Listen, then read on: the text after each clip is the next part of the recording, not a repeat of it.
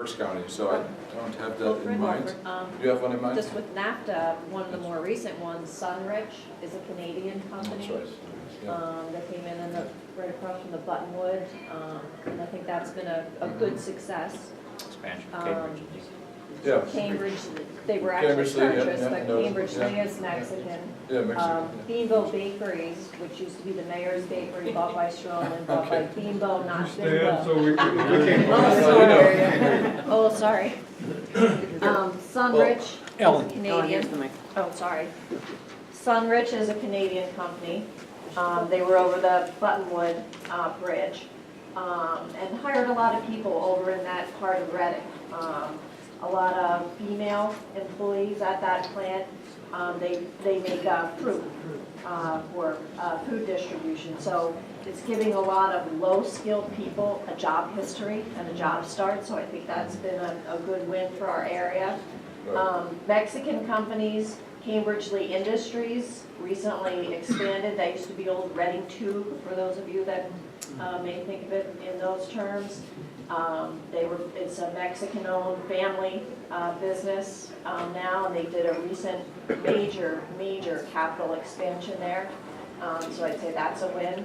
Those of you that remember Mayor's Bakery was bought by Stroman Bread, and then was bought by Bimbo, which is a Mexican company. They're still producing a lot of the Mayor's label, Stroman label, and a lot of private label bread still going out of that plant.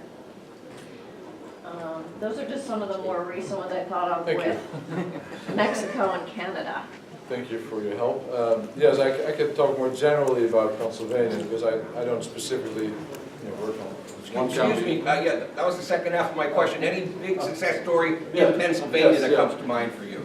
Yes, I mean, success stories. Well, just actually today we did a press release on one company we've been working with for a year now, a company from Austria that makes plastics products. They have been looking around Pennsylvania for more than a year. They just signed a lease, I think, in Pittston, northeastern Pennsylvania, a company called Griner. So that is a recent success, just happened. They're going to create 120 jobs or so, if I'm not mistaken. There's a French company we worked with as a result of the governor's mission in 2012. When we were in France, we met with this company for the first time. So almost 2 years later, and I can't say that because we haven't done the announcement yet, but they're coming to South Central Pennsylvania, setting up their first U.S. production facility in the food processing area. One other one you probably heard about was Foxconn, is the famous Taiwan-based electronics company. They make iPhones for Apple, they make Kindles for Amazon, iPads, all those products as a subcontractor for the large electronics company. They're one of the largest companies in the world. It's headed up by Terry Grove out of Taipei, Taiwan. He came to visit us a few months ago. We had a meeting with the governor. This is a result of a connection at our trade rep in Taipei. We have a Pennsylvania person based in Taipei, Pennsylvania representative, who's from Taiwan, Irene Tsai. And she knew somebody at Foxconn, made the introductions, found access to the chairman, invited the chairman to come to Pennsylvania. I met with them when I traveled to Taiwan about a year and a half ago, and now we managed to convince them to come visit Pennsylvania, just for one day. This chairman is a multi-billionaire, he's on the Fortune 500 list, has his own plane, so he flew with his private plane from Taiwan to Pennsylvania. So his schedule is kind of busy, so having a full day with this gentleman, coming with his whole staff and his wife and children were with him, that was quite a unique opportunity. So of course the governor was there to host him, to welcome him, our secretary, Secretary Walker, our DCED secretary, plus many partners were involved in this. And the day went so well that at the end of the day when he met with the governor, he made a commitment to the governor. He said, I'm very impressed with Pennsylvania. I'm going to invest, $40 million in the state and creating 500 new jobs. And that happened in 24 hours from the moment we met him first to the moment he made the commitment. That's very unusual. Since then we've been working with his staff, both in California and in Taiwan, on actually implementing the project. So there's going to be 1 or 2 new facilities in Pennsylvania. And part of it is investment in university research. He's actually committed to giving Carnegie Mellon University $10 million for joint research and development. And a team from Foxconn already visited the campus, the CMU in Pittsburgh, has been working on the specific details of that research partnership. So sometimes our universities are part of our attraction package.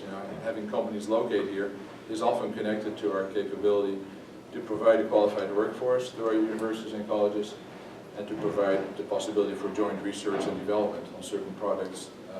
So we have a great asset in Pennsylvania, where there's 240 universities and colleges, many of them being research and development research universities, many of them with engineering degrees, like Lehigh, for example, here close by, Drexel, and a lot of the smaller ones that are represented here. So our universities are very important as well in this effort. And last but not least, our energy.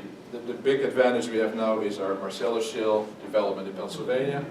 The next meeting, I think, is focused on that, but in our business, in business attraction, it's become a huge asset for us because, for two reasons. First of all, the shale gas we have can be used as a resource for companies locating here, as a raw material to make chemicals, to make plastics, fertilizers.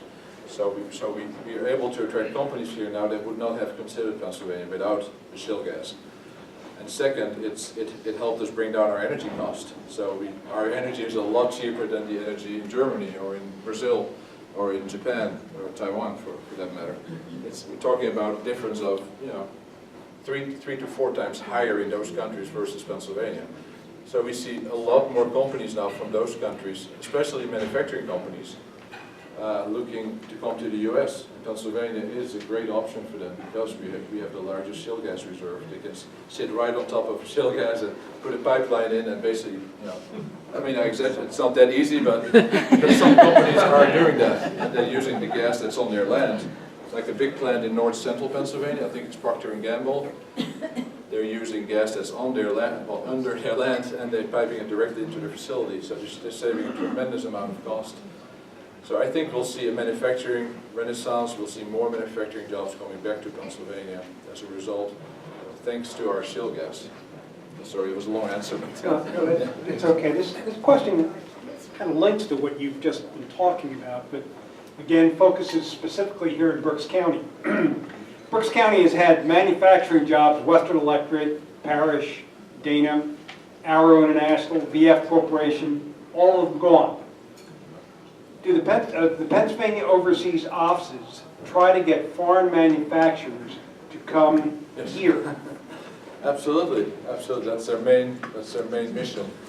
And we specifically ask them every year. We do a work plan for each of our overseas offices, and we focus on those opportunities. We know that currently manufacturing is a big sector for the reasons I just outlined. So their focus right now is to go see manufacturing companies. Germany is a good example because German energy policy is very different from Pennsylvania energy policy or U.S. energy policy. Their focus is on renewable energy. They're closing down, well, they're not going to do any nuclear development anymore, closing down their nuclear plants over the next decade, I think. And coal-fired power plants, although they still have some dependency on that, they're also phasing those out. So their plan is to really focus on renewables, which is a great idea in theory, but the consequence is that their energy is going to be very expensive. And the companies that are, especially Germany being an exporting nation, with very large number of manufacturing companies that are huge exporters, and a lot of those companies are not very happy with that policy, and they're afraid they're going to go out of business because their energy is going to be so much more expensive than the US or other countries that have shale gas. So I think, first of all, they're questioning, I think, that policy now. There's more people wondering if they should change it or adapt it. But for now, a lot of German manufacturing companies are looking at expanding or moving or creating new business operations in the US for that reason. So yes, our overseas reps are here to bring new manufacturing jobs primarily. Not only manufacturing jobs, but it's certainly a big focus for them now. We see plastics, food processing, life sciences, pharmaceuticals, those are all big sectors for Pennsylvania. And now anything related to energy related. We have a couple of big paper companies now looking at Pennsylvania. A couple of years ago, we could not have imagined a big paper mill coming to Pennsylvania to build a $500 million plant. But we're now on the short list out of 3 states for a major European paper mill, European-owned company that's looking at building a paper mill. $500 million investment, and 500 jobs, 600 jobs. I hope we're going to win it. It's not a done deal yet, but those projects would not have come here a couple of years ago. It's really because of our energy primarily. Of course, I'd like to think as well because of our overseas offices, because that's how we got those projects.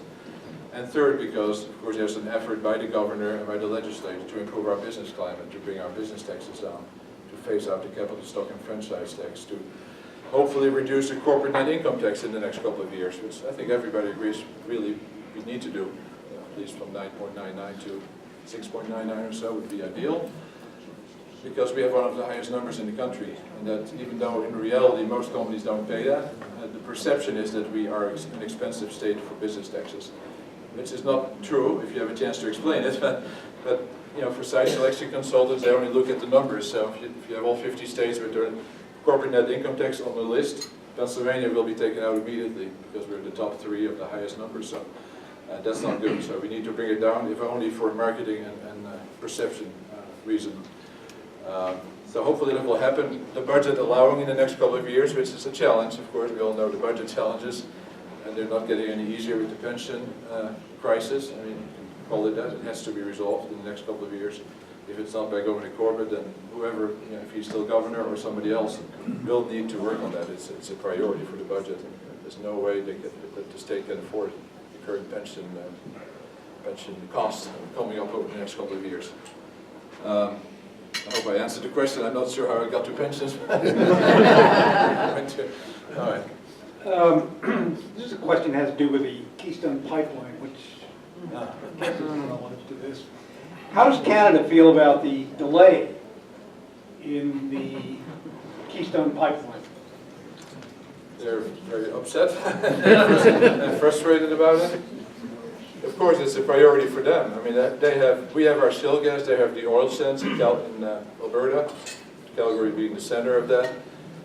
Of course, it's kind of a dirty industry. I mean, frankly, you know, that's the reality. Even compared to shale gas, you know, it's a lot of people don't like it. They don't like to see that oil coming through a pipeline through the United States. And the problem is because of our shale gas reserves that have been discovered and developed over the last few years, there's a lot. The need for the XL pipeline is a lot lower than it was a couple of years ago. So the political pressure that was there just a few years ago to use Canadian oil so that they wouldn't sell it to other countries. Unfortunately, maybe to some extent, it's not the priority as much as it was. That being said, Canada is a friendly nation that we have very strong relationships with. I would certainly think we should continue to develop that opportunity and find ways to find an agreement. But yeah, the political necessity is not as urgent and immediate as it used to be. So I really don't know if it's going to happen or not. The Canadians are pushing hard. The governor, you know, has had several meetings with the ambassador of Canada who came to Harrisburg in Philadelphia to meet him, and that always comes up in the discussion. This is something they're looking for support from governors, from members of Congress to make sure this is going to happen. I don't know if it will. How many Pennsylvania jobs, especially in manufacturing, have been lost to Mexico and China in the last 20 years? I don't know. There's no official statistics on that that I'm aware of. So I really don't have a number. What I do see is that some of those jobs are coming back. And I was just recently, I was telling Gail, I just worked with a company in Somerset, Pennsylvania, that about 6 years ago relocated some of their operations to China. They found a Chinese business partner. They wanted to produce part of their products in China. This is a medical device company. Last year they came to us and said we want to bring back our business from China. And there was a whole list of reasons. You know, they had a bad experience with the Chinese partner.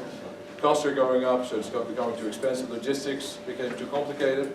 But most of all, in their business, they said we need the Made in USA label. That is very important in our industry, and our clients are pushing us.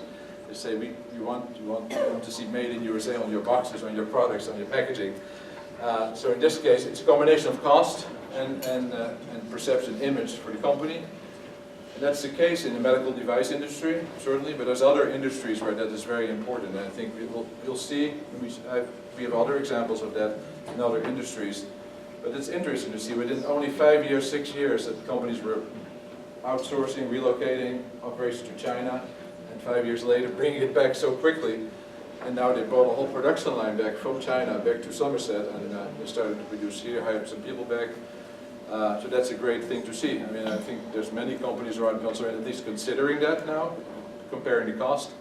Is it worth bringing it back, and the cost of moving back? And it's not always that easy, but I think we should simulate that as a government. If we can help our companies to bring back some of those jobs, some of those manufacturing facilities. If it makes sense, of course, it has to make economic sense. It should be cheaper for them, or at least close to the cost that they would do it at in China or in Mexico. And although Mexico maybe less so, but certainly China or other low-cost countries like Indonesia or Thailand or others, where some companies have set up facilities.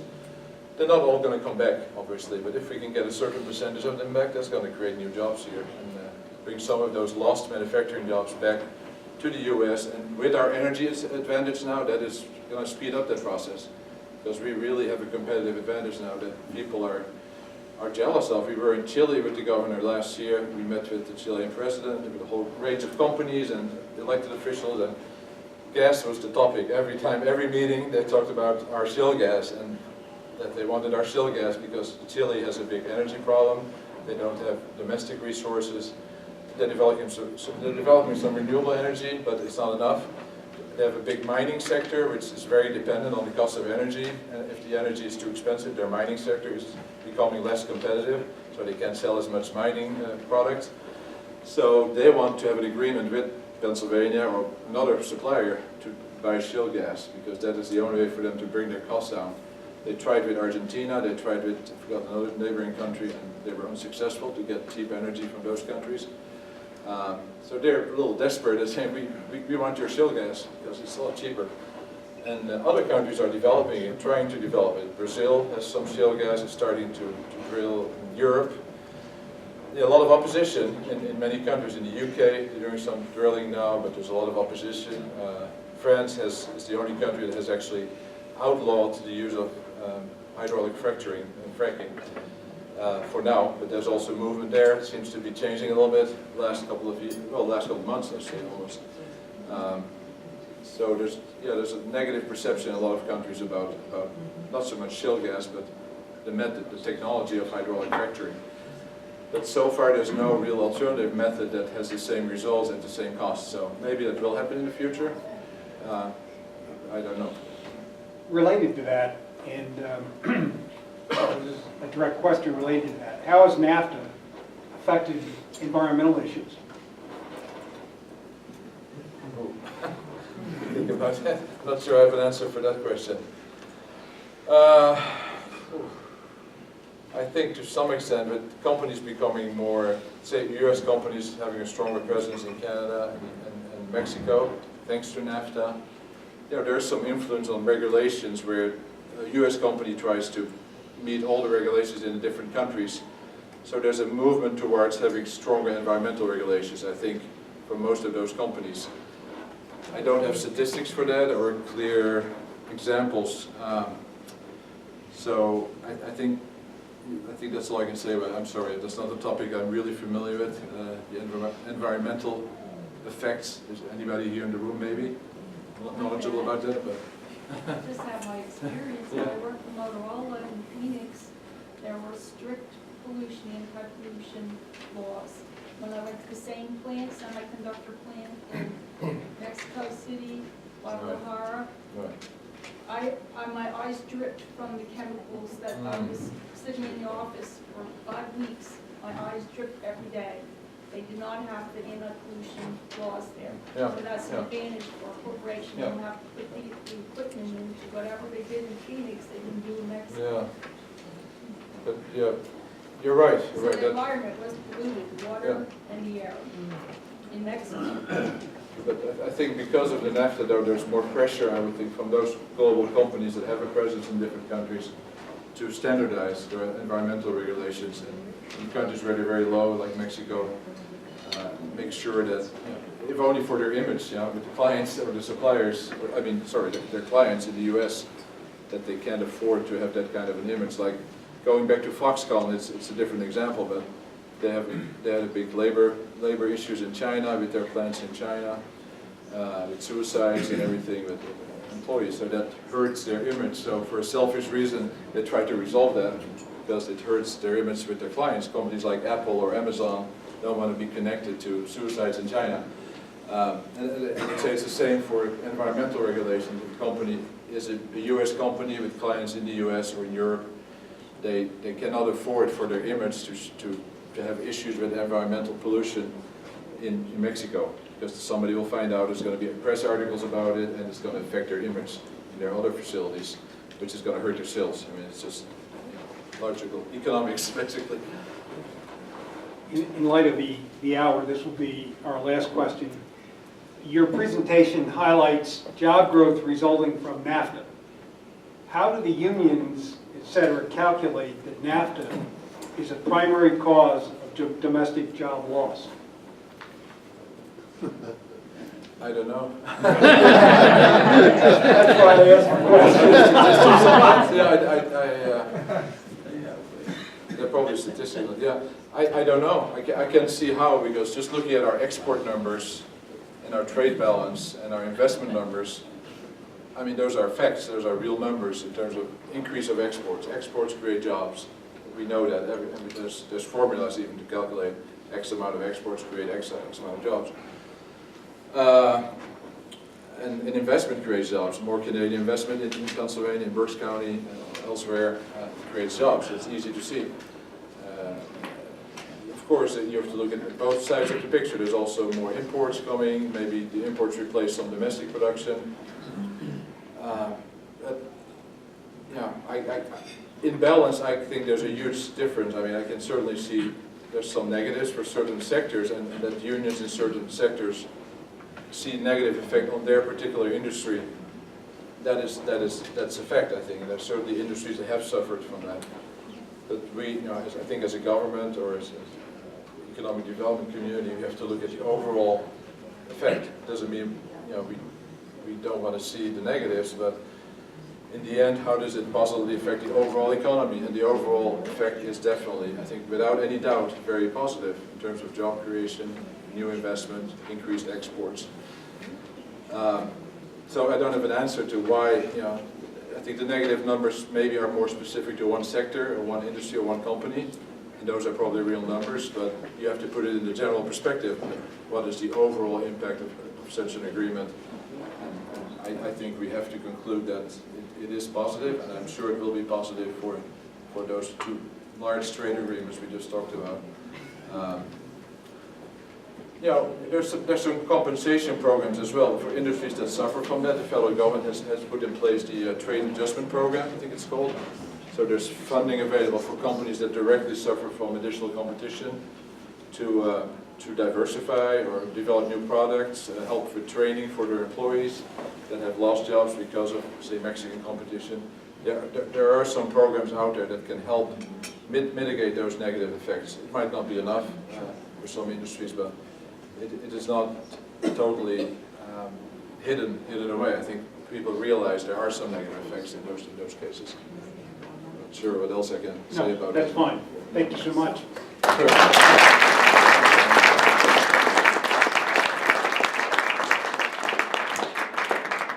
It's been a pleasure. Thank you. Thank you so much.